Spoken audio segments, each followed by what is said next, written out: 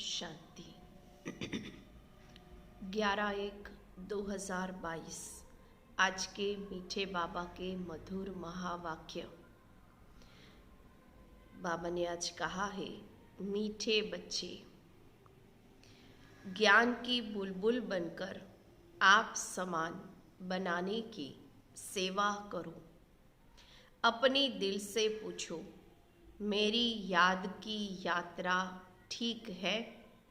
आज क्या पूछने के लिए बाबा ने कहा है कि मेरी याद की यात्रा ठीक है, मैं बाबा को ठीक से याद करता हूँ। आज का प्रश्न है, किस विशेष पुरुषार्थ से बेगर टू प्रिंस बन सकते हो? बाबा ने आज कहा है, बेगर टू प्रिंस बनने के लिए बुद्धि की लाइन क्लियर हो। एक बाप के सिवाय और कोई भी याद न आए, यह शरीर भी मेरा नहीं, ऐसा जीते जी मरने का पुरुषार्थ करने वाले ही बेगर टू प्रिंस है। उनकी ही वानप्रस्थ अवस्था है, क्योंकि बुद्धि में रहता अब तो बाप के साथ घर जाना है, फिर सुखधाम में आना है। ओम शांति। मीठे मीठे बच्चे जानते हैं पढ़ाई में जास्ती ध्यान किस बात पर देना है। कौन सी बात पे? पढ़ाई पे ध्यान देना है। बाबा ने कहा है, सर्वगुण संपन्न 16 कला संपूर्ण संपूर्ण निर्विकारी, मर्यादा पुरुषोत्तम, अहिंसा परमो धर्म बनना है। देखना है हमारे में यह सब गुण है। क्या चेक करना है? मेरे अंदर ये सब गुण है। जो बनना है उस तरफ ही ध्यान जाएगा ना। यह बनेंगे कैसे? पढ़ने और पढ़ाने से। बेहद के बाप को सारे दिन में कितना याद करते हैं?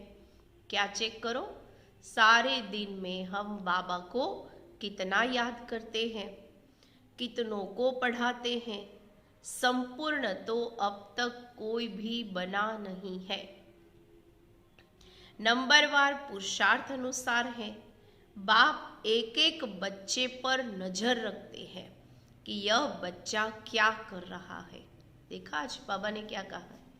मैं एक एक बच्चे को देखता हूँ, एक एक बच्चे पर नजर रखता हूँ कि मेरा बच्चा क्या कर रहा है, मेरे अर्थ क्या सर्विस करते हैं, क्या मेरी सर्विस करते हैं, ये भी बाबा देखते हैं। कितनों की तकदीर ऊंचे ते ऊंची बना रहे हैं। हर एक अपनी अवस्था और अपनी खुशी को भी जानता है। मेरी अवस्था कितनी है, मुझे अंदर से कितनी खुशी है, ये हम तो खुद जानते ही हैं अपने को। अतीन्द्रिय सुख का जीवन हर एक को अपना भासता है। यह तो बच्चों को निश्चय है कि बाप की याद से ही तमो प्रधान से सतो प्रधान बनते हैं। ये तो पक्का निश्चय है कि बिना बाबा की याद के हम सतो प्रधान नहीं बन सकते हैं। बाबा की याद ही हमें तमो प्रधान से सतो प्रधान बनाने वाली है। सहज उपाय है ही याद की यात्रा। अपनी दिल से पूछना है, हमारी याद की यात्रा ठीक है? आज हम सारे दिन चेक करेंगे, हमने बाबा को आज सारा दिन में कितनी बार याद किया, कितने घंटे याद किया, क्या मेरा योग ठीक है, मैं बाबा को ठीक से याद करती हूँ। दूसरे को आप समान बनाते हैं। दूसरा क्या चेक करना है? हम दूसरे को आप समान बनाते हैं। ज्ञान बुलबुल बने हैं। तुम ब्राह्मण ही देवी गुण धारण कर मनुष्य से देवता बनते हो। तुम्हारे सिवाय कोई देवता बनने वाला है नहीं। तुम ही देवी घराने के भांति बनते हो। वहां तुम्हारा है देवी परिवार। अभी तुम जानते हो हम देवी परिवार का बनने के लिए खूब पुरुषार्थ कर रहे हैं। सत्युग में तो देवी परिवार होगा, लेकिन उस परिवार में जाने के लिए हम अभी बहुत पुरुषार्थ कर रहे हैं। बच्चों को पढ़ना भी कायदेशीर है। आज क्या कह रहे बाबा? पढ़ाई पे भी जोर दे रहे हैं। पढ़ना कायदेशीर है, एक दिन भी एब्सेंट नहीं रहना है। भल बीमार हो, खाट पर पड़े हो तो भी बुद्धि में शिव बाबा की याद रहे। आत्मा जानती है हम बाबा के बच्चे हैं, बाबा हमको घर ले चलने आया है। कितनी सहज याद है, यह भी प्रैक्टिस चाहिए। बुद्धि में एक बाबा की ही याद रहे। बाबा आया है, हम शांति धाम में जाकर फिर सुख धाम में आने वाले हैं। पिछाड़ी तक इतनी मेहनत करनी है जो एक शिव बाबा की ही याद रहे। अंत तक कौन सी मेहनत करनी है? जो बाबा के सिवाय और कोई भी याद न रहे। और संग तोड़ एक संग जोड़ना है, मुख से कोई झाप नहीं करना है। औरों को आप समान बनाने के लिए पढ़ाना भी है। पढ़ना भी है तो दूसरों को पढ़ाना भी है, तभी तो दूसरे भी हमारे जैसे बनेंगे।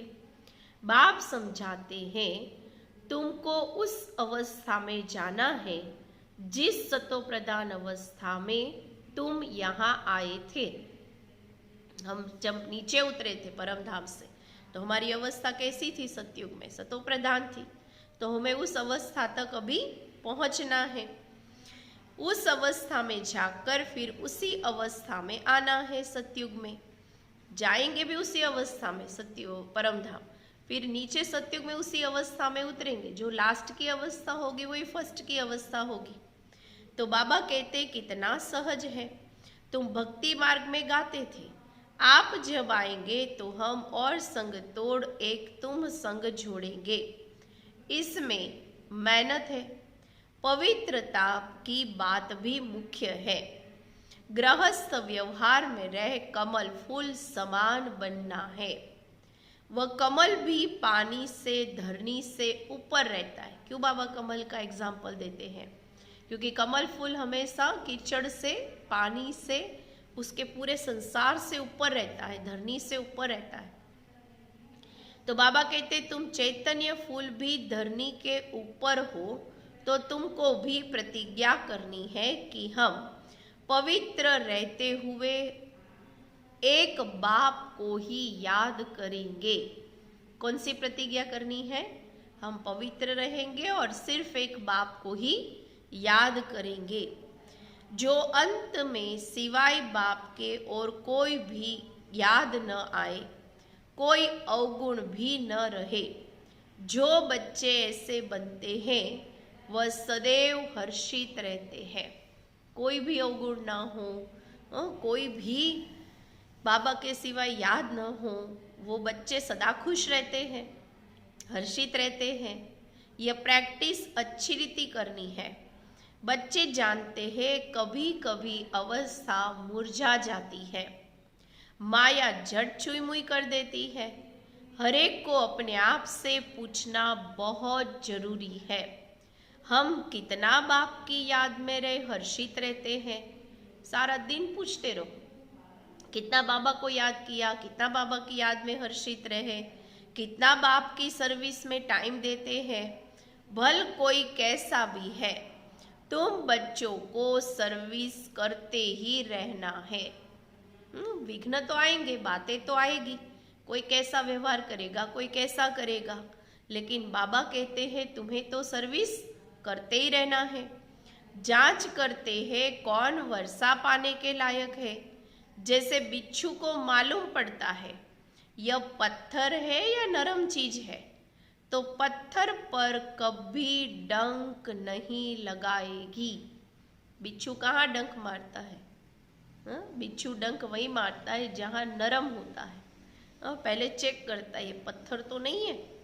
तुम्हारा धंधा भी तो यही है, हमें भी देखना है, नफ्स को देखना है, ये लायक है या नहीं, ये सुनेगा या नहीं। बाबा कहते हैं तुम बेहद के बाप के स्टूडेंट हो ना, पढ़ाई पर बहुत मदार है। शुरू में बच्चे मुरली बिगर एक दिन भी रह नहीं सकते थे। क्या कहा आज बाबा ने? शुरू में बच्चे पढ़ाई के बिना एक दिन भी नहीं रह सकते थे, तड़पते थे। मुरली के बिना, जैसे कि उनको खाना न मिला हो, सांस न आ रही हो, ऐसे सबके अनुभव हम सुनते हैं पूर्वजों के तो उसमें यही बताते हैं कि एक दिन भी मुरली के बिना नहीं रह सकते थे, कितना तड़पते थे। तो क्लास में बड़ी बहनों ने गीत सुनाया, तेरी मुरली में है जादू।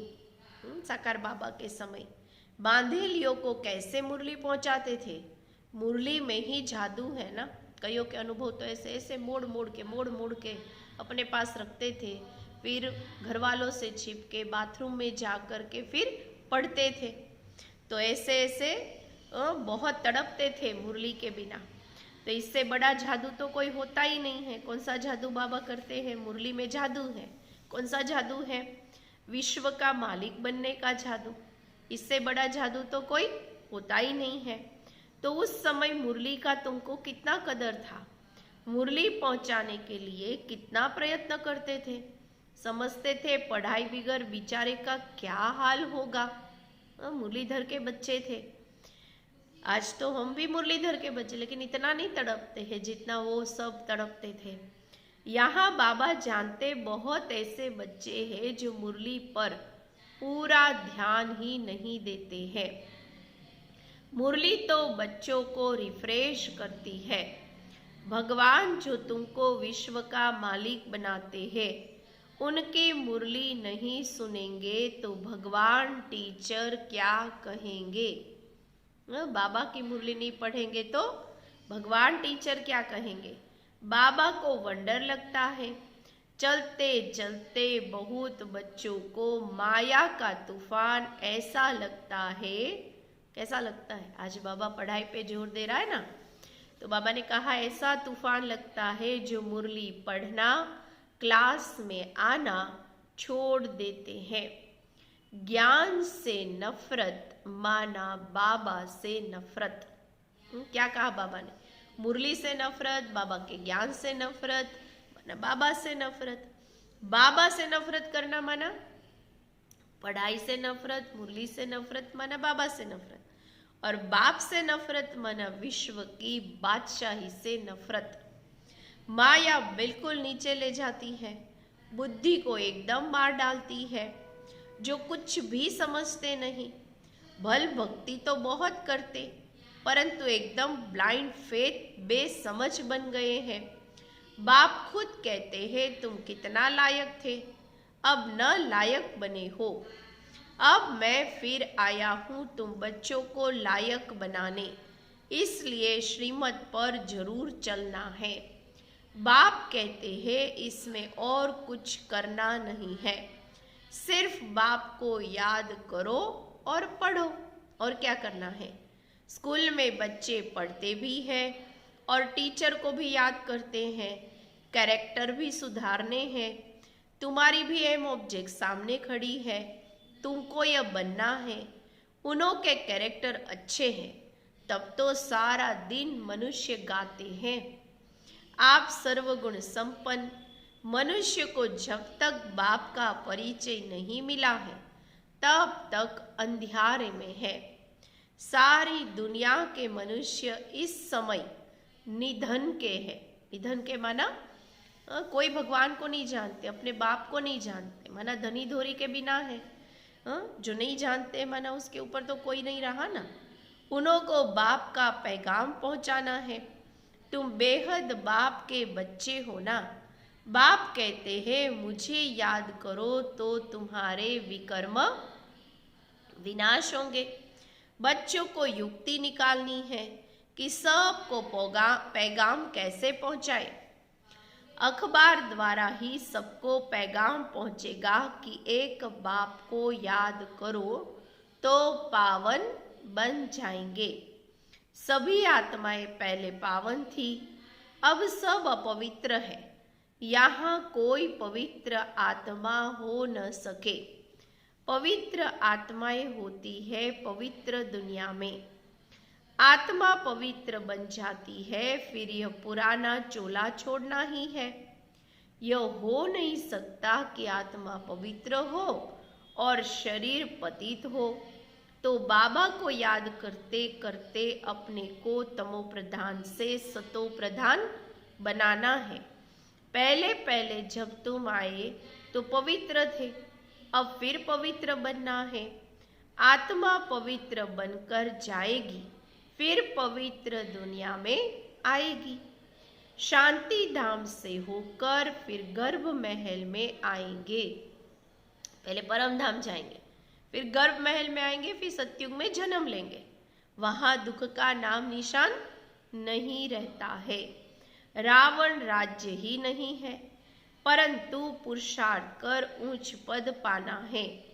इसके लिए यह पढ़ाई है।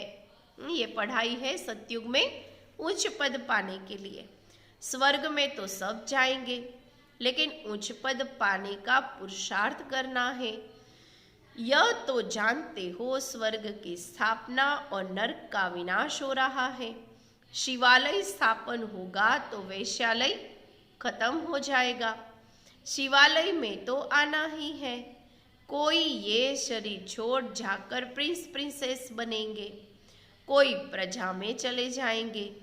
जिनकी बिल्कुल लाइन क्लियर है, एक बाप के सिवाय और कोई की याद नहीं आती है, उनको कहा जाता है पूरे बेगर, सबसे बेगर, गरीब, जिन्हें और कोई याद नहीं, दुनिया का कोई व्यक्ति याद नहीं, वस्तु याद नहीं, वैभव याद नहीं, सिवाय बाबा के। वो सबसे बड़े बेगर हैं। शरीर भी याद नहीं हो, उनको कहा जाता है पूरे बेगर। शरीर को भी याद नहीं करना है, अर्थात जीते जी मरना है। हमको तो अपने बेहद के बाप के साथ घर जाना है। अपने घर को भूल गए थे, अब बाप ने याद दिलाया है। बाप मीठे मीठे बच्चों को समझाते हैं, तुम वानप्रस्थी हो। इस समय तुम सब की वानप्रस्थ अवस्था है। अब मैं आया हूँ वाणी से परे स्थान पर सब बच्चों को ले जाने के लिए। वानप्रस्थ अवस्था में जाने के लिए सब भगत भक्ति करते हैं। अब बाप समझाते हैं सब वानप्रस्थ अवस्था में कैसे जाते हैं। उन्हों को इस अक्षर के अर्थ का भी पता नहीं, सिर्फ नाम सुना है। भल द्वापर से लेकर लौकिक गुरुओं द्वारा बहुत पुरुषार्थ किया है, परंतु वापिस तो कोई जा नहीं सकता। बाप कहते हैं अब छोटे व बड़े सबकी वानप्रस्थ अवस्था है। बाबा कहते हैं अभी बच्चा हो या बूढ़ा, सभी वानप्रस्थ अवस्था में है। सच्ची सच्ची वानप्रस्थ अवस्था तो तुम्हारी है, क्योंकि वापिस जाना है।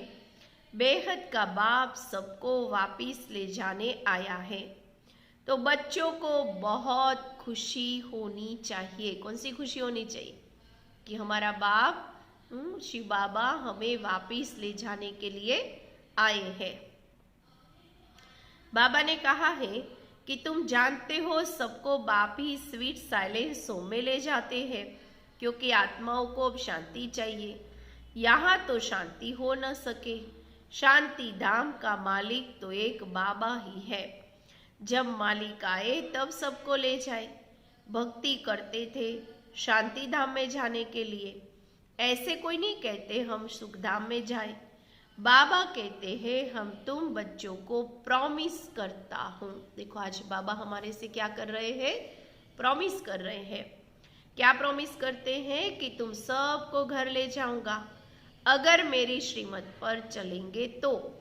सुख धाम में कोई न भी चले, शांति धाम में तो जरूर ले जाऊंगा, छोड़ूंगा किसी को भी नहीं।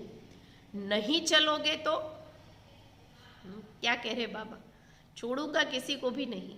अगर तुम नहीं चलना चाहते हो, नहीं चलेंगे तो भी सजाए देकर, मार पीट दिलाकर भी ले चलूंगा। ये मत समझना हम पुरुषार्थ नहीं करेंगे तो बाबा कैसे ले जाएगा। बाबा कहते हैं मैं सजा दूंगा, मारपीट करवा के भी तुम्हें साथ में ले जाऊंगा।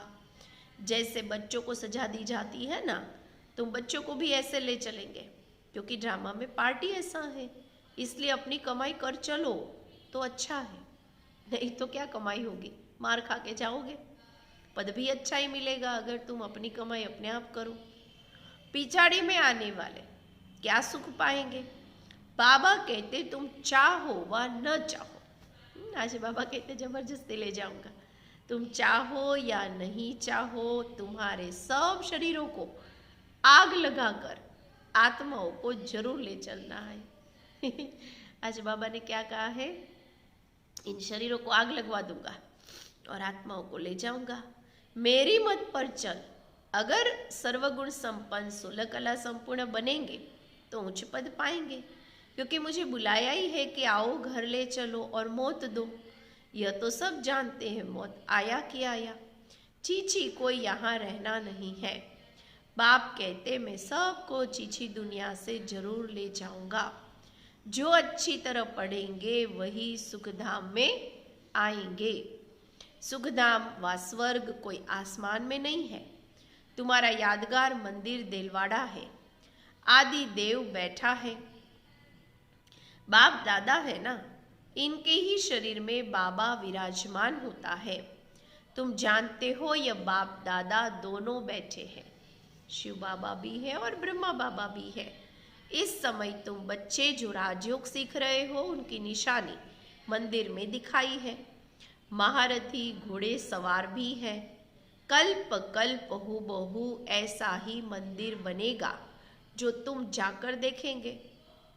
तुम कहेंगे यह सब टूट जाएंगे, फिर कैसे बनेंगे? यह ख्याल नहीं करना चाहिए कैसे बनेंगे। ड्रामा अनुसार जैसे बनने होंगे वैसे बन जाएंगे।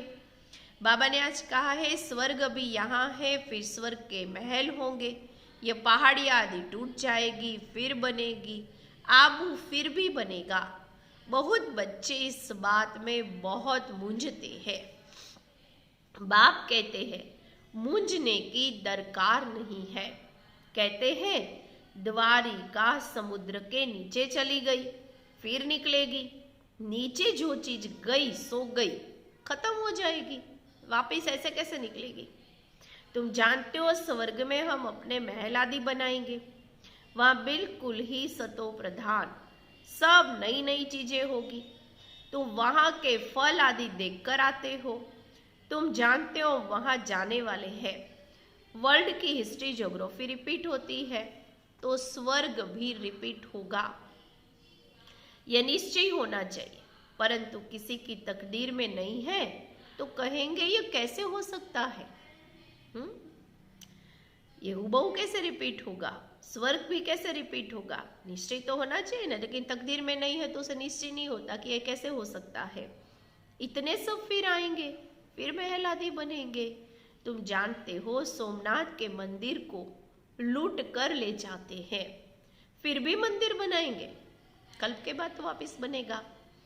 यह खेल ही पूज्य से पुजारी, पुजारी से पूज्य बनने का है। ब्राह्मण, देवता, क्षत्रिय, वैश्य, शूद्र यह चक्र है। तुम बच्चे पद्मा पदम भाग्यशाली बनते हो।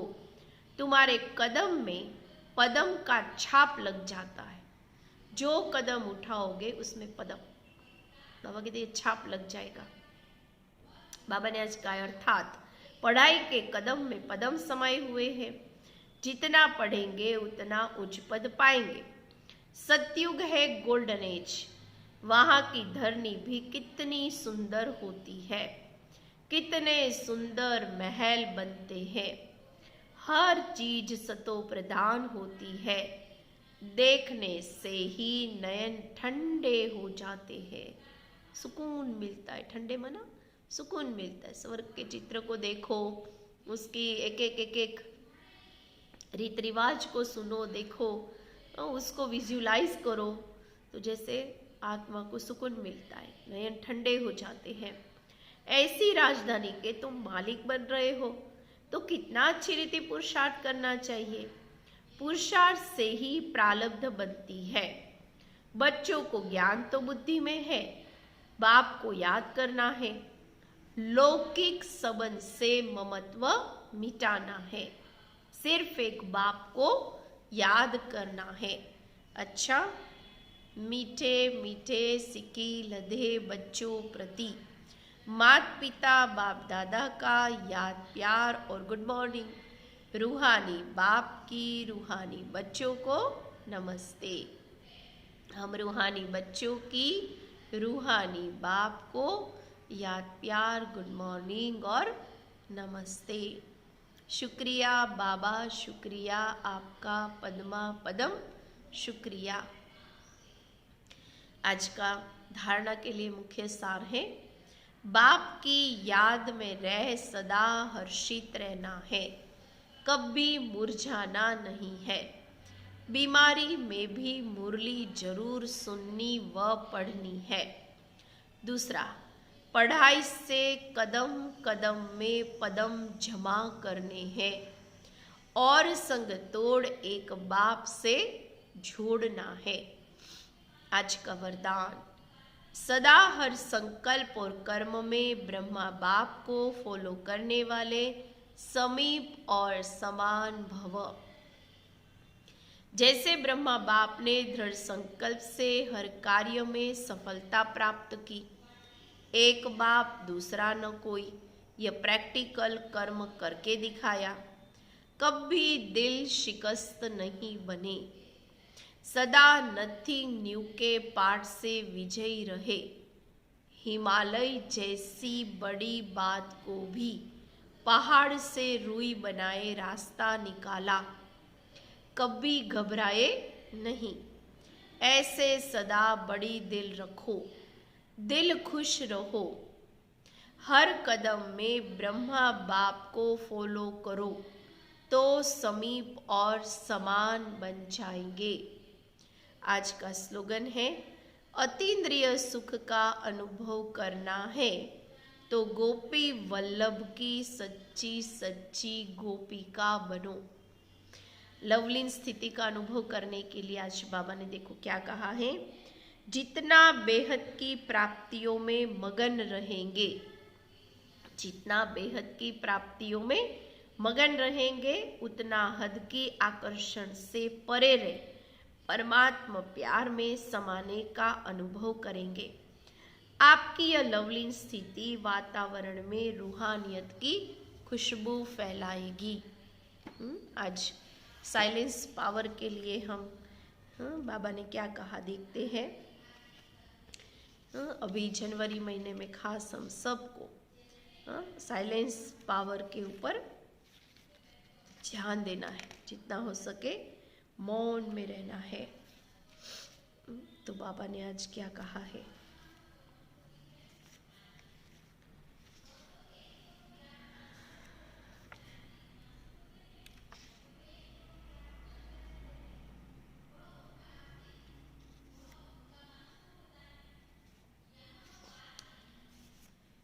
जैसे साइंस के बॉम्ब्स द्वारा देश का देश समाप्त हो, पहला दृश्य कुछ भी नजर नहीं आता, सब समाप्त हो जाता है, ऐसे इस अंतिम बॉम्ब द्वारा सर्व अल्पकाल के साधना रूपी साधन समाप्त हो, एक की यथार्थ साधन राजयोग द्वारा हरेक के बीच बाप प्रत्यक्ष होगा।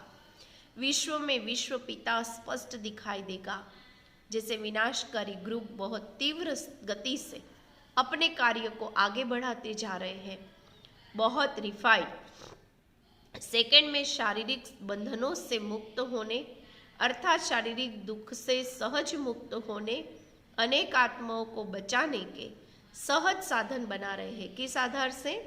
साइंस की ऑथोरिटी से। ऐसे स्थापना के कार्य में निमित्त बने हुए मास्टर ऑलमाइटी ऑथोरिटी ग्रुप आत्माओं को जन्म जन्मांतर के लिए माया के बंधन से, माया द्वारा प्राप्त हुए अनेक प्रकार के दुखों से एक सेकंड में मुक्त करने व सदाकाल के लिए सुख शांति के वरदान देने, हर एक आत्मा को ठिकाने लगाने के लिए तैयार है।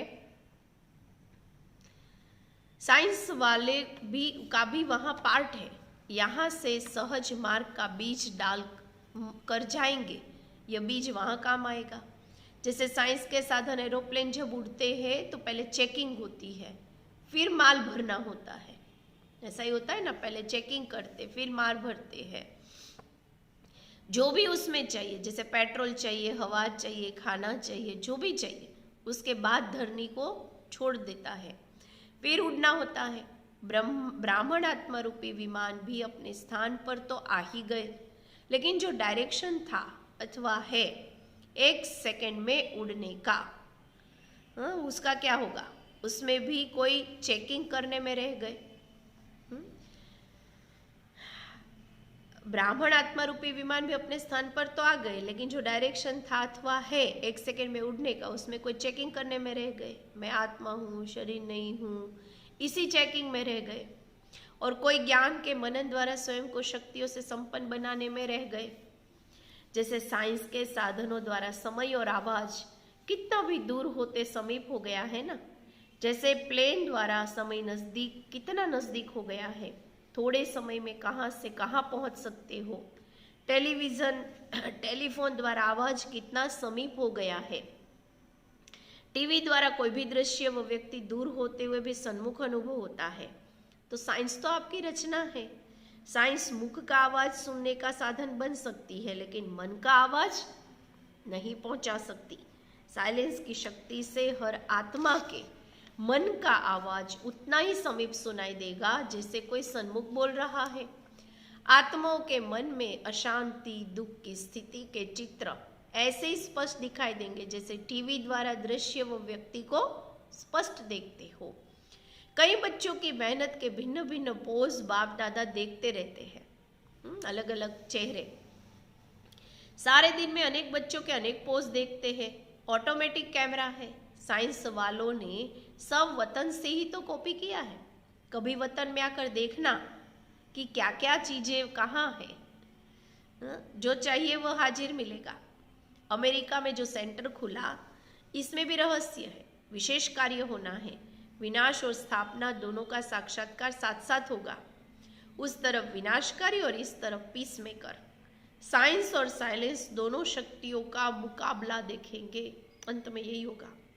चारों ओर से अमेरिका को परिवर्तन करने का घेराव डालो। सारे अमेरिका को परिवर्तन कर साइलेंस की शक्ति का नाम बाला करो। सदा याद रखो, हम शांति के सागर के बच्चे, शांति देवा है। जो भी सामने आए उसे पीस मेकर बन शांति का दान दो। जब साइंस की शक्ति से बिना सीजन के अनाज पैदा कर लेते हैं, तो क्या साइलेंस की शक्ति संगम युग की फुल सीजन होते हुए भी फल नहीं दे सकती? अभी तो सीजन है ना। जैसे वहां लोग साधन अपनाते हैं जो असंभव से संभव करके दिखाते हैं, तो साधना द्वारा धरनी को परिवर्तन करो। जितने में आप लोग साइंस के साधनों, टीवी व रेडियो द्वारा स्विच ऑन कर सुनते हो व देखते हो, उतने समय में बाप दादा वर्ल्ड का चक्कर लगाते हैं। तो क्या करना है? हमें साइलेंस की पावर को बढ़ाना है और सभी आत्माओं को और पूरे विश्व को परिवर्तन करना है। यही सीजन अभी चल रही है। ठीक है। ओम शांति।